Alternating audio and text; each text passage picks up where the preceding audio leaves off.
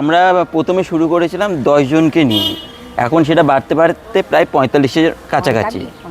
হ্যাঁ, আর এটার প্রত্যেক মাসে আমাদের ওনাদের জন্য কিছু না কিছু করার একটা চেষ্টা থাকে, সেটা আমরা বিভিন্নভাবে বিভিন্ন সমাজের যারা ব্যক্তি আছে তাদের থেকে রেস করে আমরা এনাদের কাছে পৌঁছাই।